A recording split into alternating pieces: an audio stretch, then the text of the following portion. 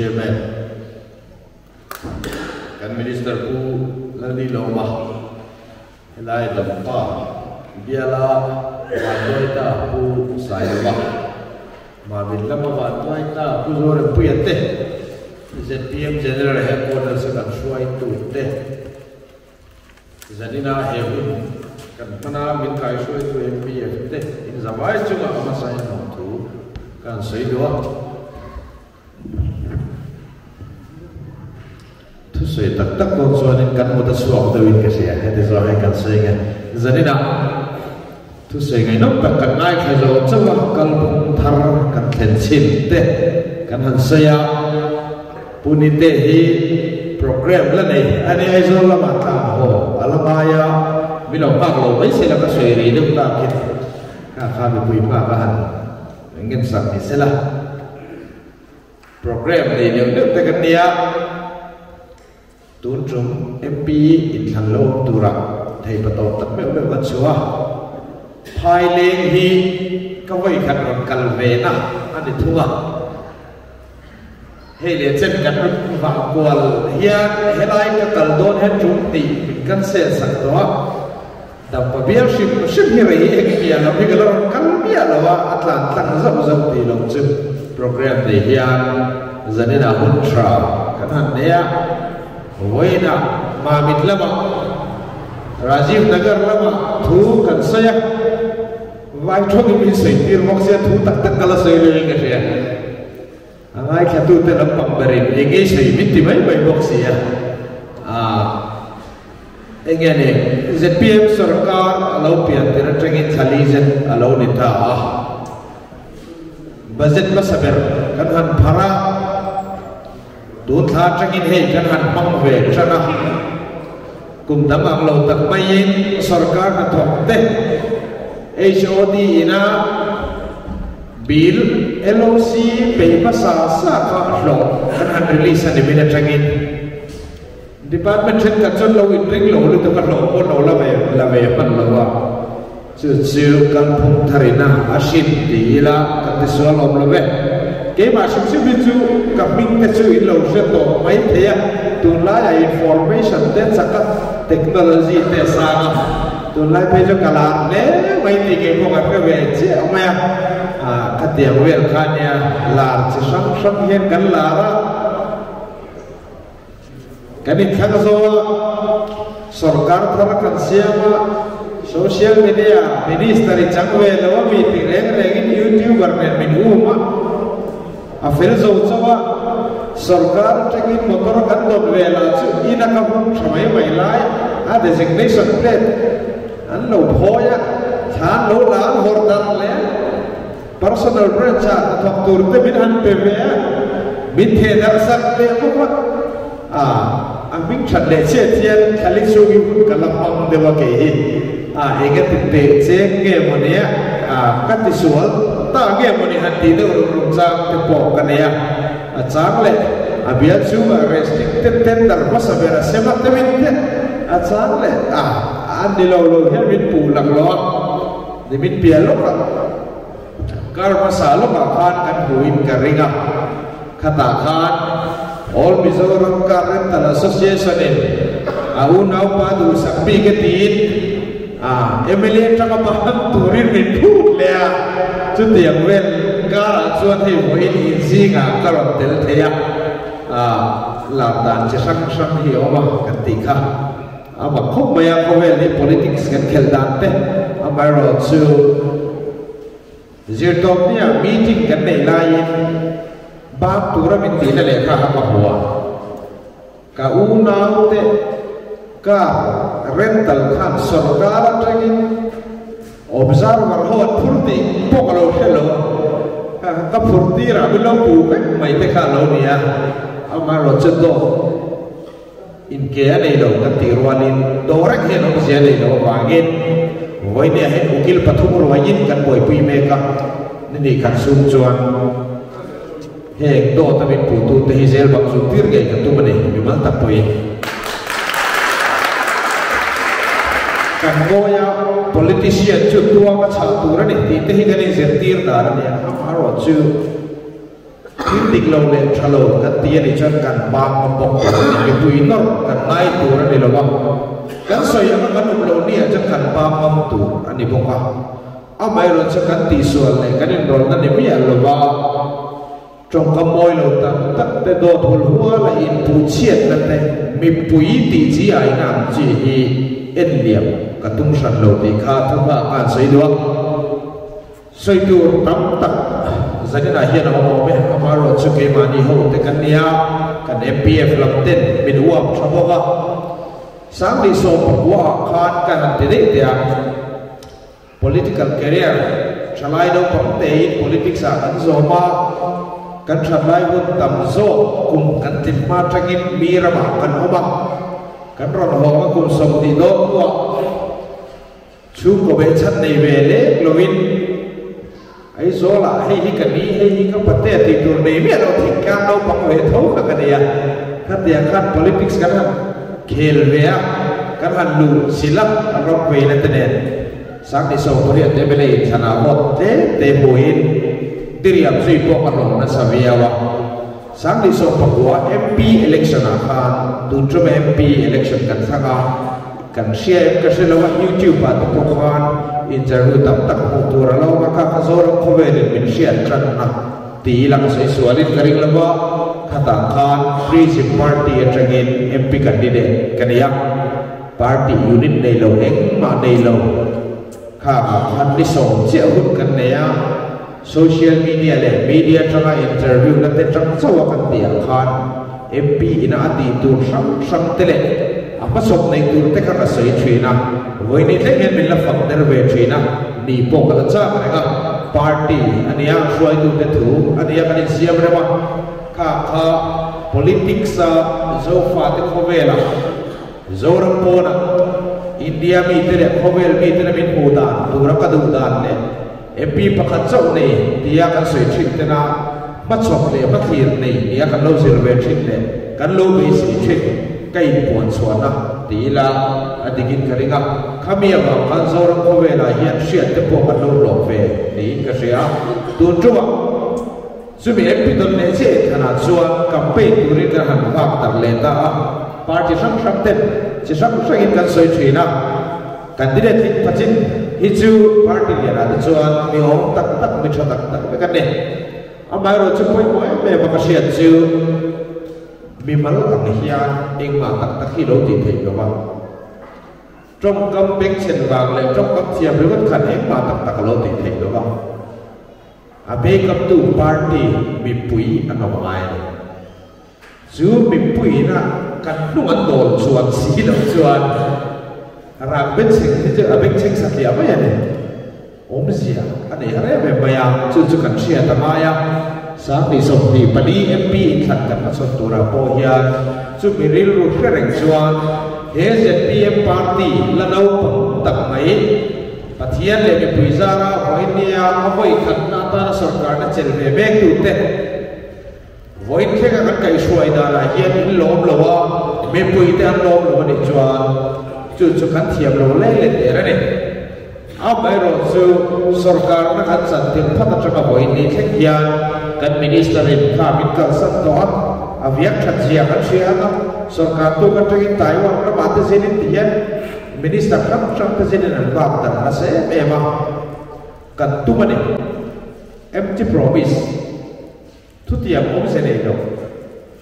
pe tum kan ni lo ba ngin kan ti suala tu tha kan joy ka ba ma mi puiero hi chu ti ter lo ta ni chu kan tu ne chu gang chuan mun phia chung cha ga po ko tham ku la ba te pu mo na sa tak te po ka tong kil te na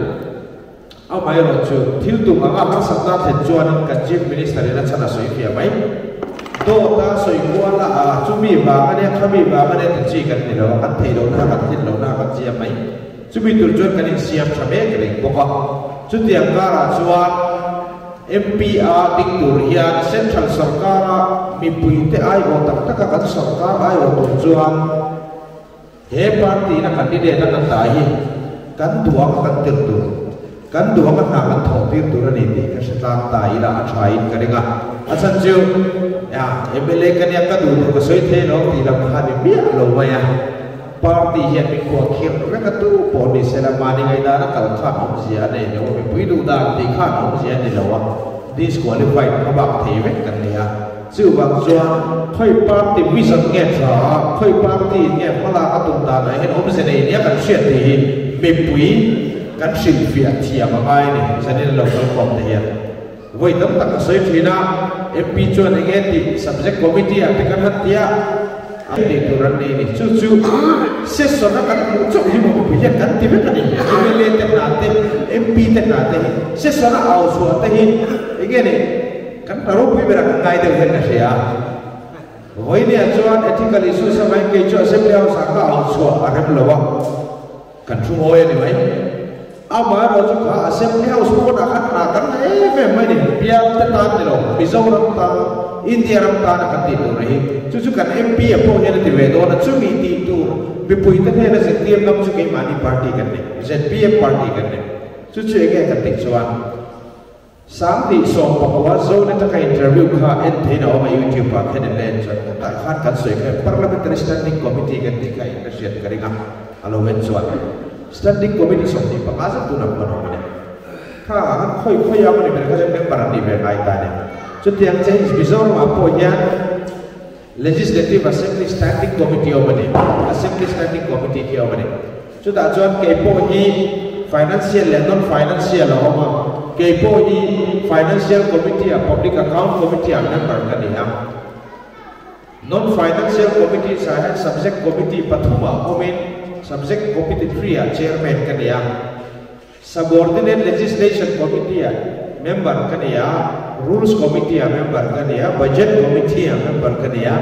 Committee Pakwa member kan ya. Cucu lagi ti kan ti chuan, heng selected tak kan ni. India ram apa khut yang ko pasawa kwan Parliamentary Standing Committee kwan mi so mai ta man mak lo ni. Subject khada kwan. Tu na ko ini pokok cek ta ni. Etinan Mizoram Assembly House subject committee number 3 abang ta chairman kan ta ni. Kha chairman roya kha department pakwa tani kha subject committee chairman kha department pakwa chu khoi department pakwa du ka ko the a minister ka ko the a officer ka ko the a scheme ka lep se the ya tai ma ko ro mai the ne ka tin vai ni tu meeting ngai ta ne tai bele officer kan ba ka pe ala ma khan kha te kha department kan ba bil the ya Setiap pokcon subordinate legislation kan tite Committee on Government Assurance te omane chula la katela ne chuchu ge kan ti jon assembly kan ne ya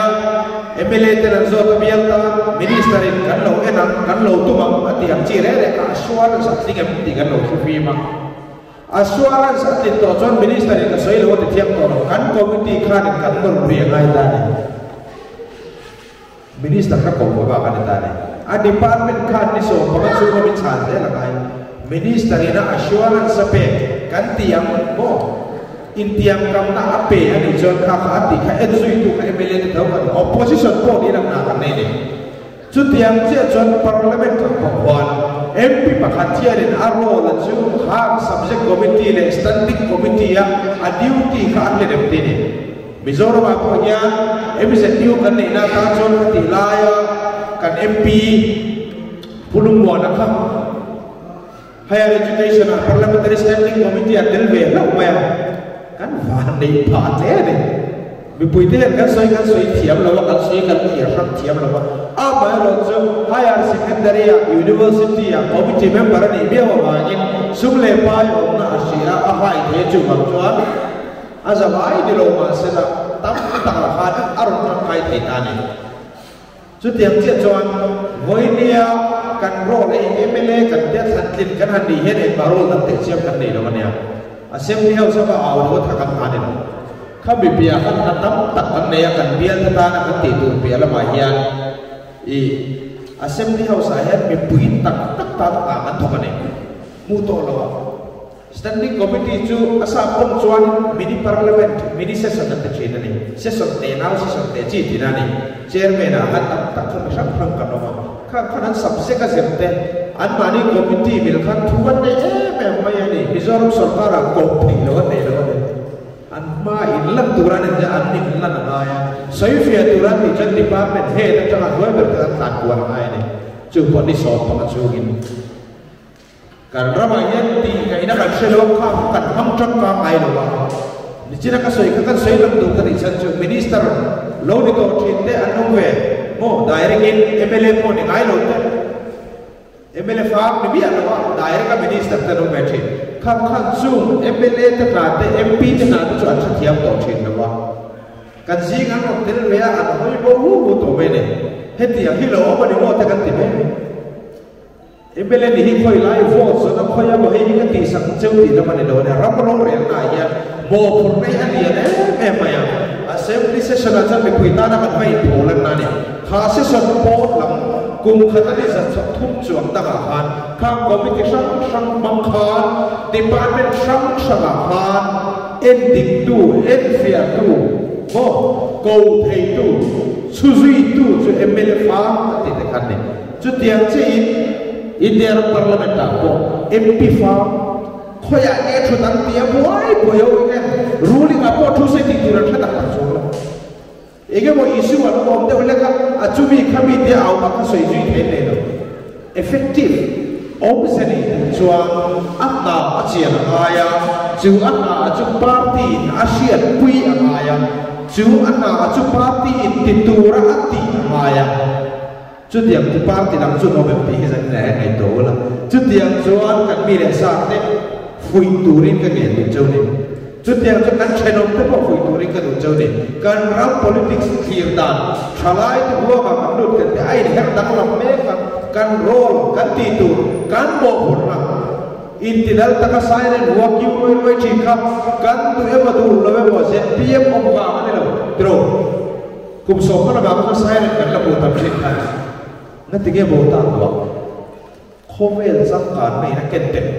หลังกังสังการที่เราที่เรามันก็ส่วนเสียตัวนี้ซึ่งเป็นหลังกังตัวจวนนี่ politician เต็มเป็นปุยเต็ม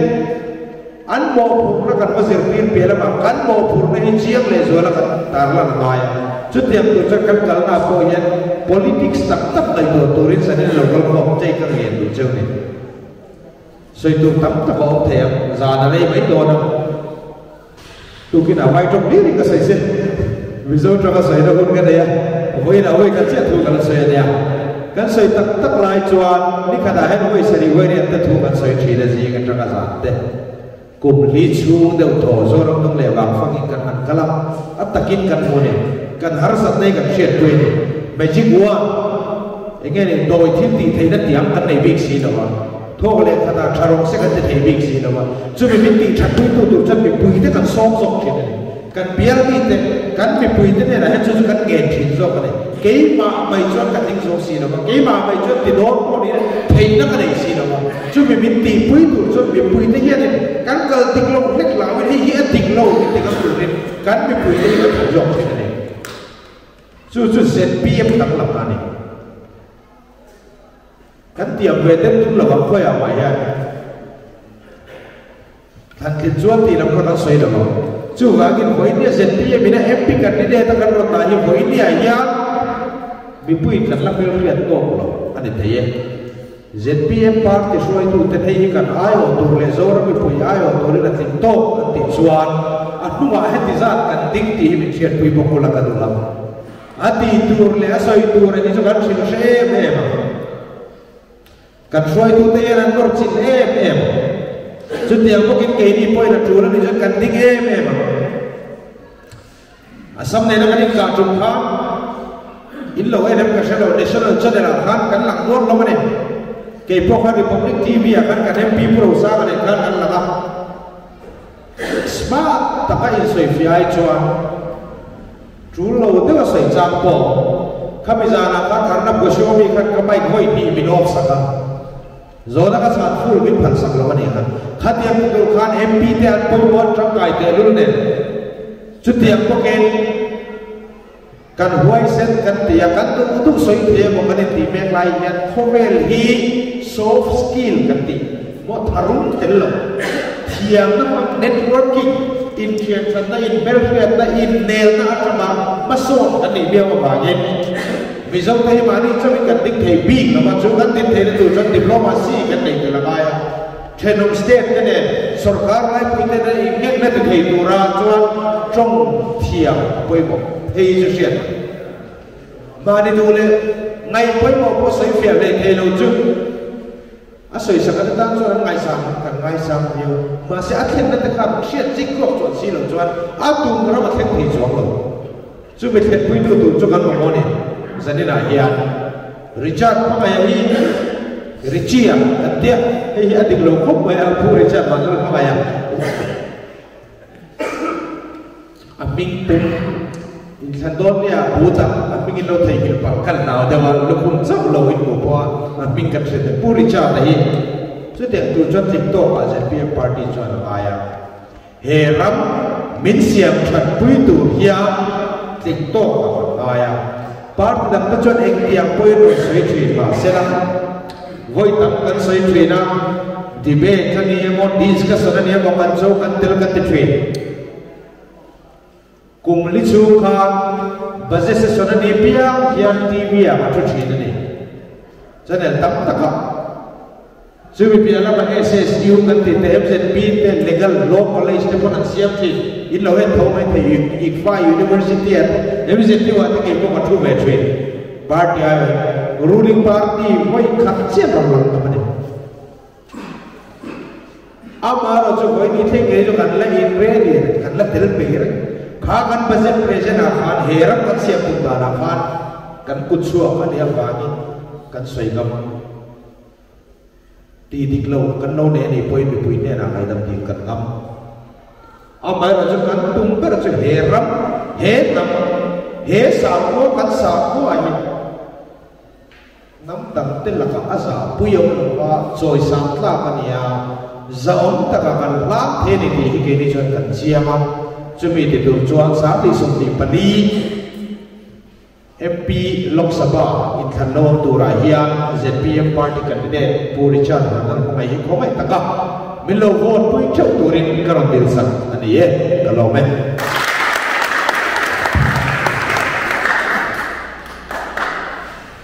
Suya, cuman milik ngar, bah kesui lah mama, ni po TVC te, ane mele zaman tak te, mutte pot so wena ni nama biar dah wena, nata kata nama kalang kini insya daging bar para le sila suri, minority ruang kan fahaman ya, cumi report te cuma kan besok ilang. Sin po kami siya kan lama nasa tagin ZPM ang zong po in kan ba lo po khop maya party ala unit te le party dam tine na kan ho na chu sa te po ala nei kan siya ani party in hom thila ni lawa ani party bill to athil ti ero chu chi lawa amaro chu kan bial a tu na hian kan MLA opposition lang ani wangin ruling law lang MLA ne chuncha mi khoto siat seto kan nia chuan kan thin lung te po azam ve de chin oma ama ero chu he khotan te bial tan te hian cái thầy tổ biên Lituna kan minister Soel Khan cái thầy tổ biên palai na ni cái thổ ring đó ra mà rồi chú mình có mấy rồi chuan thì coach cũng bị quên đấy nên thổ hậu ra trả cái này em ngay đó là chú mình thổ hậu ra trả chú in lung ruột na anh party thì ông làm in lung ruột thế mà cái thổ hậu này kan kuah hi a develop do na ni tulai chu tundin muna hian opposition MLA ko tu kan ni amang le ko lai me kan ni mangin ฉันเห็นไงด้วยกันสวยดูนี่ขวาอินมาส่งโดนชวนสุการไล่เนี่ยอันทอหูดุนอันนี้ไล่ชินนั่งชนะไงอ่ะจุดเดียวตัวชวนนี่กันเห็นตัวเป็นจันทร์ลาวกี่ละเฮ้กันขวาอันเนี้ยกันขวาอันนี้อามาสวยกันดูจูเฮ้ขวาเห็นว่าจุกมุสาเปร่าpulau Luhing tengah le, purin tua kat ni, kanin tu danji zain kanin sen, kanin tu telang ni pulau Luhing tengah zasari le ti amua, purin tua kan zasari le ti amua, ke zakwa le ti amua, tu tiang tesu kanin tu tak, tu cukan hau tu te ko in, anu siapa yang cubangin kan kuah,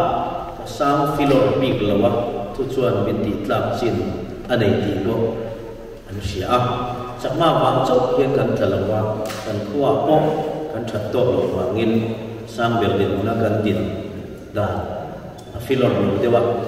buat zasuna cak Tuhan kan mamu aniha, mau cucukan kuai mincan jauh big terlawa, tulai cu opposition biar kan mincan anita tuang cuanin dan kemarin pok nat chin chu hamaro chu karon din chan ni ka in sia ka chiama chu bang chuanin chen khat ten lo ta to ten min thang ping du lei lo te chu eng tin nge mo ka han ve ju chiama he mo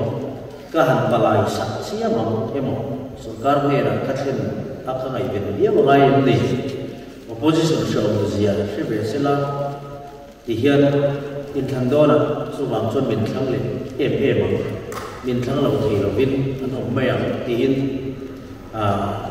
an lo tlak wala an ru lim thawa chu tiang ang lo tla ten chu tiang le ru chu an put thina amar chu jani la hian chu tiang le ru chu ka pungam lawa chu tiang le ru kum nga chu put san atan chon thlama ila kan bian hi ka khomaya ka lai na ta chu bang chuanin ka thin nu takin ka ha thiang anga e kuma dam kan lang ha tu hi ha chau pui tu hian ke in tan tak me wani ti kha mi lo se sa ko hei nia hi kal chau anga vi si in than ani anga ai zol la ma zot e am si in than te lo le ka le ka e me le in than ai le mai do na ai zol be in than re ring an boy chau do na hei sang ni som di pali ania sang di som di panga nak tumani nga hansud ula nak kuma sang di som di panga ni so kum thum chin than ma na na le ngan der to mai an hau khopa chubang soin kan MLA kan thian te kan minister te kan CM te po tha tha lawa tanangai kum ma chun tram toy ju kan pastor te re re sia do lan nan swalo zum sung zera dia chubang soin cái này bộ cho tin chung chuanin kan bial chung mi puite sarkar lai ne na karin nai zo that thiknan thei to pin kan chan tlan koi mo ka ti a kan ko ai bo le kan bial ai bo a in kir toi lo taka ka han palai fo thei ka tu le zuala tan tun MP thara yan phai le hian abi kin ZPM candidate Puricia hi Puricha vote sang filor tak kan pek nan than kan lam mai chu ti lo chu ka tan ko hian a in thil sin hi om ben ya in khwa te chuan in vote sang khat ko an pe du lo chen ni lom ni sang khat mu lai thing mai tur kha ni a ti ten min lo fiam zeu ka ria ni chuan chu ka tan ko ingeni an ma ni min chan lut tu ka wanga minister te MLA der te khatiang khan trong hialan ni min chan lut tu ka wanga ka tling lo khan na min ti pui lut tu ka wanga chuwang chon MP mang hian MP a kan vote thak mang hian kha ka thian te min kin san tu le tling ve tu min tu oi tu he MLA le minister te he ho ril ru bo hi ke ma chang liam lo chuan zon an ni pon ka tla na wang an liam ve ani chumia wa chuan an liam tuam dam tur hian ZPM in tunai hin kan khuang ko in chance kan nei chu MP thana sarkar lai ta chan kan la vote kan pe thata MP thana he khua hian kan MP candidate in vote amu san per chuan kei po chuang tak le thinlungam patakin an nena kan khoda na chul te han dor chu cha thinlung churi la za lu lovin mo thinlung confidence thatat nei kalut ngam to le zual do na chulai chu kan bil ro reng sela chu bang chu zari nai na tam zo ZPM ko kan ni me the ZPM local ko in chung zong sama cho nên kan vai hian hemi kan meeting zo hian naktuk lama thain kan mun thewa kan khwa kan mun thewa engeni kan ni tin thil ti pui mi dam ho ne na tuna ka thu soi pu dam tlang ina thei to pin tun chu in thurole la a party zo in e pol lovin sarkar lai na na chu kan mamo da na e mai sarkar lai lo chuan har sat na e ma thlen thei kan nei chuang lo wa kho hel zo ma gi ilam non to lo de u ti sui ula chu tiang chu thei to bi kan bula bi te convince na to turin ka kho me pui te ka cha ta pe chu ni chu sarkar kan tlak tum le sual na turani ti kha kan sui du a puni sila e ke po star campaigner min la ronda dewani chuan kling ngei turan tu pero te singan tok te na tel a inda ta ni la kan la kling lo a khin pui ku ma ro inti be te ZPM khin pui ku ma ne to chuda chuan tla pui so pathum ka ne ni tla pui so pathum ka ne dam te kha chong moi lo ni so star campaigner a kei ma chi min da midang so an bial a thane mai taka vil turin an dia star campaigner din chu asangan mo purna po asang to bang chuan ka bial chaw vil tur ni lovin purkar to pusir to pa po long tlai te sai ha te thei le don ni a team san lein ei PTVC te ang hian MLA chin minister chin kha star campaigner anga biar TV kumlo Mizoram virtual to ti andia chung singa chung ke MLA ni be lo min da te la chu ti ala di chuanin min non ngai le ani kan sarkar lai hian top priority min pe ni chu ti ani chuan he biar karo lo so pathum singa ko he biar ni kan van ni chinam ngal pang maya chuti pia lama MP ya kan la che chale zer ni pe chuan kan how to ten ne na thei to pa kan bial le kan wa development na satak kan bu thena na pang chang turin ka thin lung lama ko ni confidence kan do na tin amin shet wi tu chu hei sana puni te PTVC te an lung kala an ni pon shet wi ni chu bang chuanin ai witness thatak cabinet kan nei kan kwan kal a chu bangin kan zawain an ma ni shet wi nan moya hian ni kan thorim na hi tirin kan bang changam be don kan thei to kan non chuang he MP hian ti in tran wi la tlang kan soi du ani kan lo me